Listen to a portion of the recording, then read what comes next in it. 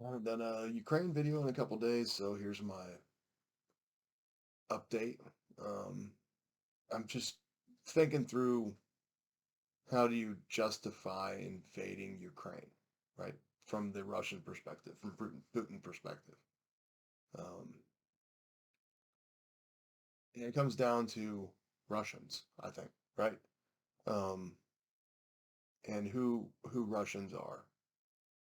And if you look at this map of Ukraine, this is an administrative map. Um, what I'm looking at here. Right, and I already consider Crimea part of Russia. Right, that's a done deal. Um, but these percentages are the percentage of the population in those states, provinces of Ukraine that speak Russian. Right, so 70% of the population speaks Russian. 75% speaks Russian. 50, right? Odessa, 57% speak Russian. When you get these other administrative districts, they speak Ukrainian. Crimea, 90% of them speak Russian as their first language, right? So that's, to me, that's pretty significant, especially if I look at what primarily Putin, but many Russians believe that there are two types of Russians. There are ethnic Russians, right? That's Ruski, right? And then there are Russian citizens, right? So I can become a Russian citizen, right? So I can become a Rossini, but I can never become a Ruski, right?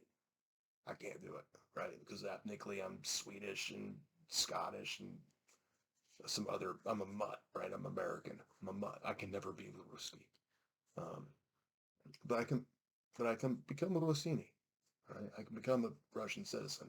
All I have to do, I have to speak Russian and meet a couple other requirements. I can become a Russian citizen. Um, but where Putin focused on, and he really focused on this in Crimea and the justification of the annexation of Crimea, is that they're Russians. All right. So he has an obligation to protect Russian citizens. All right.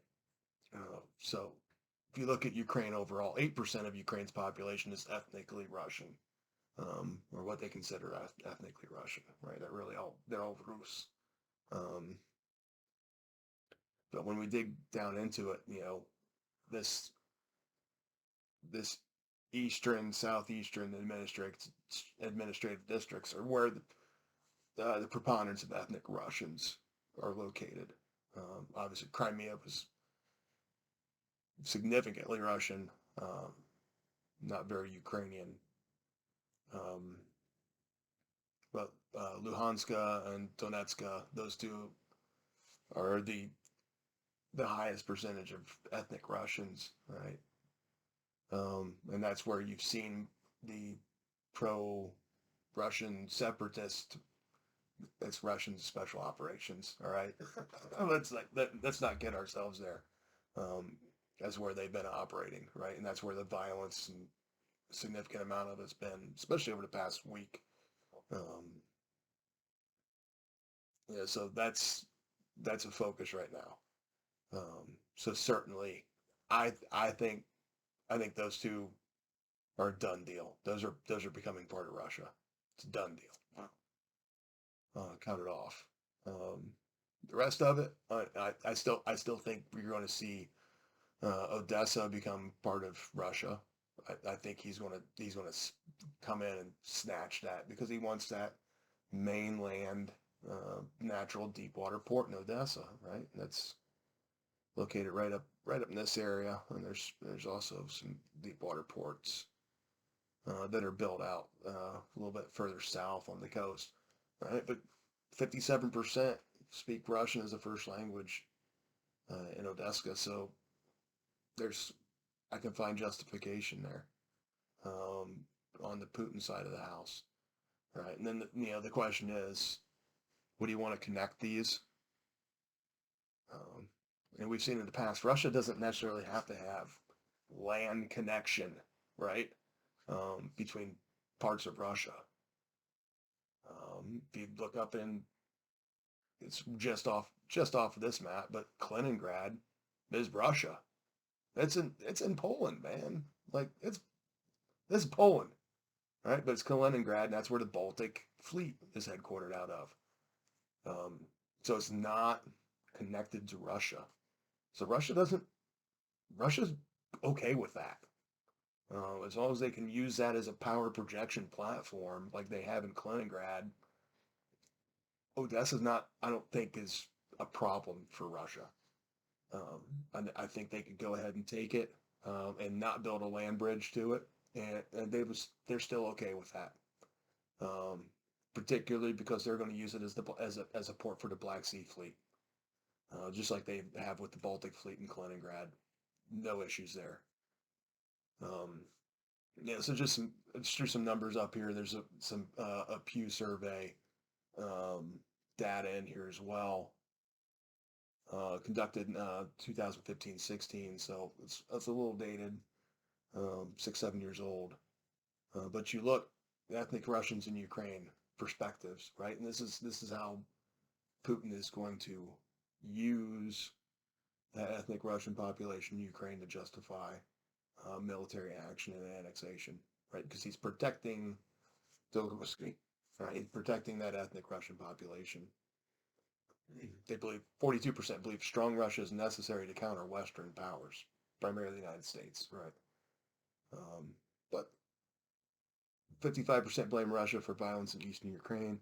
Um, Blame is probably not the best word. Russia is the cause.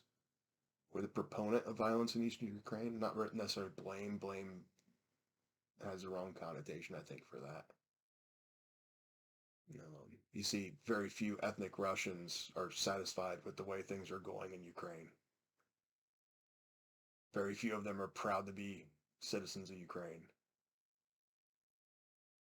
Most of them agree Russia is obligated to protect ethnic Russians outside of Russia's borders. Right? That's that idea of an ethnic Russian by a Russian citizen. Right? If you're an American, you don't understand that concept because Americans are Americans to us. Right? We have Native Americans, right? We have First Nations, um, who were here before everyone, the people who came from across the Atlantic, but we don't really have that concept that Russia has. Um, and then ethnic Russians are kind of split in the multiculturalism. Like, not really that big a deal. It's okay, but it doesn't make us better. It doesn't make us worse. It just is. Um, because it's not new to them, obviously, in that part of the world. Um, it's always existed. So, that's my short take on some ethnic underpinnings of Russia and Ukraine. Um, Something a little bit of how I think Putin will work to justify action as he's reinforcing and protecting Russians. Um, their constitution allows him, as president of Russia, to immediately grant Russian citizenship to anyone. So with wave of his hand, he can make these ethnic Russians in Ukraine Russian citizens, and well, right there, you justify protecting Russian citizens in Ukraine. It's the beauty of the system, right? It's I can do whatever I want. Um, and we don't have that. Right? No, I don't think we want it. But stroke of a hand, wave of hand, stroke of a pen, these all become Russian citizens. Um, he has that authority and power vested in him by Russian law. Now I am militarily protecting Russian citizens, ethnic Russians, and there's a justification. So that's my short, less than 10-minute update for today.